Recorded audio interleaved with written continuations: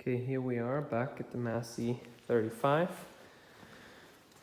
So in the last video I showed you how I just quickly inspected the sleeves here, and the sleeve on cylinder 1 here, number 1, has a crack basically right about from past the stud here, and it goes down to about here, so coming up a little bit at an angle, and then it goes around the top, maybe 4 millimeters in or so from the top, and it goes around just about all the way just before this hole here, so all around here.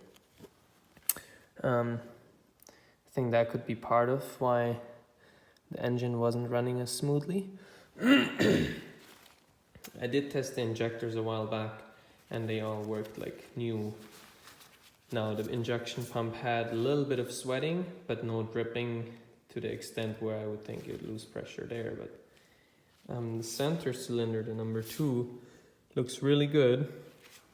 The cylinder itself has like, or the piston itself has like the rings of being machined, whereas number 1 and number 3 are pretty beat up. They're still operating, like they could still run, but they're pretty beat up. So, but funny enough, number 2 and 3 sleeves look good. They don't have any crisscross on it, but I don't know if that's necessarily a thing that would completely stop them from working. You know, it's not ideal, but. And then the camshaft here, overall looks actually pretty good to me. It's got a couple minor things where the pump touches up here for the fuel, or fuel lift pump. It gets like little knocks here on the camshaft, and that's a little bit worn because it's metal on metal, but other than that, it's pretty good. Right now I'm deciding how I'm gonna rebuild it, because I kind of need to strip it. I need to get the engine out of the frame and put it on a stand and hang it up, whatever, and then get working at it. I did do some more cross-reference research here for all the numbers and all the frame pieces, and as of now it appears that the engine and the rear end are kind of a thing together. They have been not switched out at any time, it looks like, because the numbers fit together.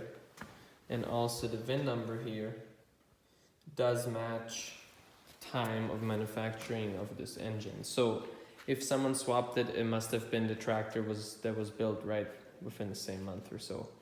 But to me it looks like it's all one package as it came.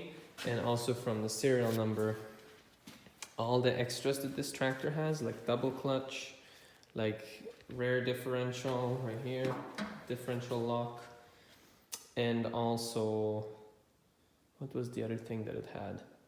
It's standard width, double clutch, ground and live PTO, and rear differential lock, that's right.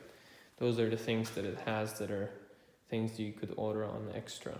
So it's got all of these, and it's basically a 35X because it's made in 1963.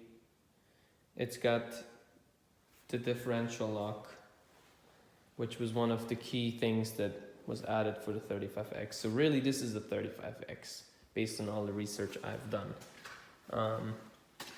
The only thing is that the fenders don't go all the way down, but you know, it's not guaranteed that these are original. They could be, but it's not guaranteed. So I guess we'll find out as we go, see where we get with this project.